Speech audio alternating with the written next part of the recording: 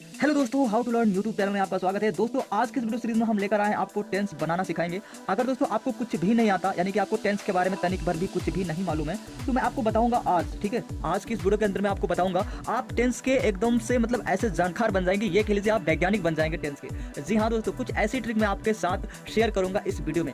दोस्तों वीडियो ज्यादा लंबी होगी, बट इस वीडियो की आपको सीरीज भी मिलेंगे, यानी कि दोस्तों यहाँ पर आपको ये पार्ट 1 है। ठीक है, इसके आगे भी आपको पार्ट 2 मिलेगा, उसके बाद दोस्तों आपको पार्ट 3 भी मिल सकता है। जैसा दोस्तों अगर आप टेंस के बारे में नहीं जानते हैं तो टेंस के बारे में मैं आपको बताना चाहूंगा।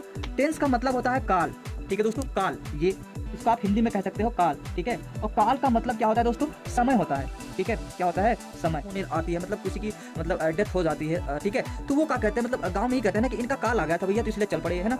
या फिर आपका समय आ चुका है। ठीक है, जैसे अगर किसी को आप बहुत ही देर से नोटिस कर रहे हैं और उनको आप ये कहते हैं कि रुका रहो मुन्ना तोहरो समय आवत है ना। या फिर आपने वो भी सुना होगा अपना टाइम आएगा, मतलब अगर हम मॉडर्न एग्जाम्पल लें तो लोग ये कहते हैं कि अपना टाइम आएगा, है ना, नंगा ही तो आया था घंटा लेकर जाएगा, वो वाला समय। ठीक है, उसी को हम टेंस कहते हैं अंग्रेजी भाषा में। टाइप्स को जानेंगे। ठीक है, काइंड्स ऑफ सेंटेंस के बारे में जाएंगे तो यहाँ पर जानेंगे, तो यहाँ पर हम देख लेते हैं काइंड्स ऑफ टेंस। ठीक है दोस्तों, ठीक, kinds of sentence, sorry sentence नहीं दोस्तों, टेंस है, बार बार भूल जाता हूँ। काइंड्स ऑफ टेंस दोस्तों, यहाँ पर मैं आपको बताना चाहूंगा कि टेंस कितने प्रकार के होते हैं। तो यहाँ पे there are 3 kinds of tense. ठीक है दोस्तों, यहाँ पर हमने क्या कहा कि 3 प्रकार होते हैं। ठीक है, यानी कि यहाँ पे 3। ठीक, कि टेंस कितने प्रकार के होते हैं दोस्तों? 3 प्रकार के होते हैं। वो कौन कौन से होते हैं दोस्तों? यहाँ पर मैं आपको बताना चाहूंगा 1 और 2 और यहाँ पे 3। ठीक है, पहला जो हमारा टेंस है वो होता है प्रेजेंट टेंस। ठीक है, प्रेजेंट टेंस।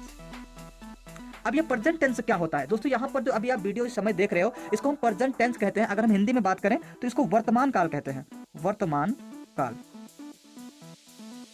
ठीक है, वर्तमान काल कहते हैं। और जो हमारा दूसरा सेंटेंस यानी टेंस आता है उसको हम पास्ट टेंस कहते हैं। क्या दोस्तों? Past tense.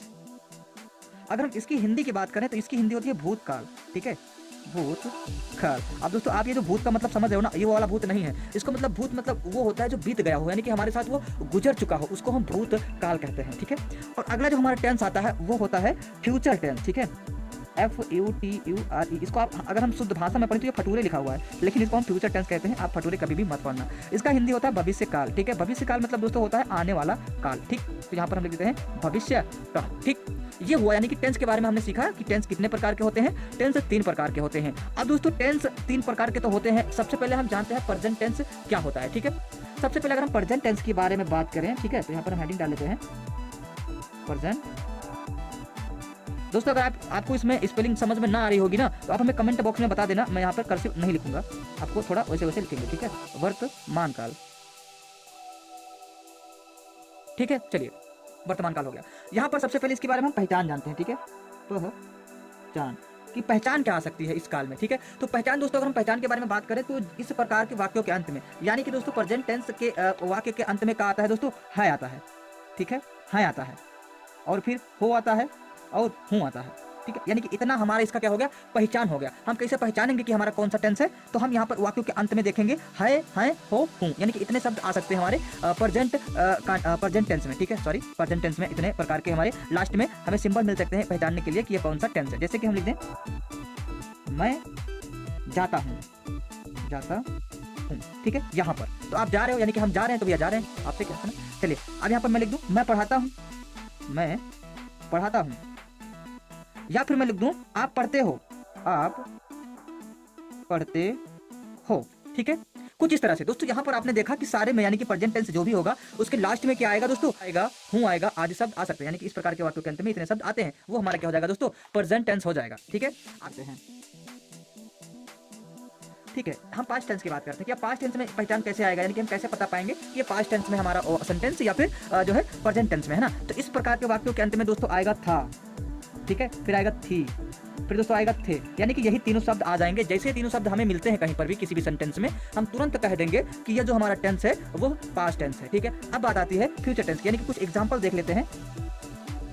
मैं पढ़ाता था, या फिर तुम पढ़ते थे। ठीक है, इस तरह से एग्जांपल इसमें आ सकते हैं। अगर हमारा जो लास्ट टेंस है वो आता है फ्यूचर टेंस। ठीक है, FUTURE, फ्यूचर टेंस। ठीक है, अगर हम इसकी पहचान की बात करें तो इसकी जो पहचान होती है वो काफ़ी ज़्यादा यानी कि कुछ अलग होती है। इस टेंस का मतलब ये हो भविष्य काल होता है दोस्तों। यहाँ पर हम इसकी हिंदी नहीं लिखे, लिख देते हैं भविष्य काल, ठीक है।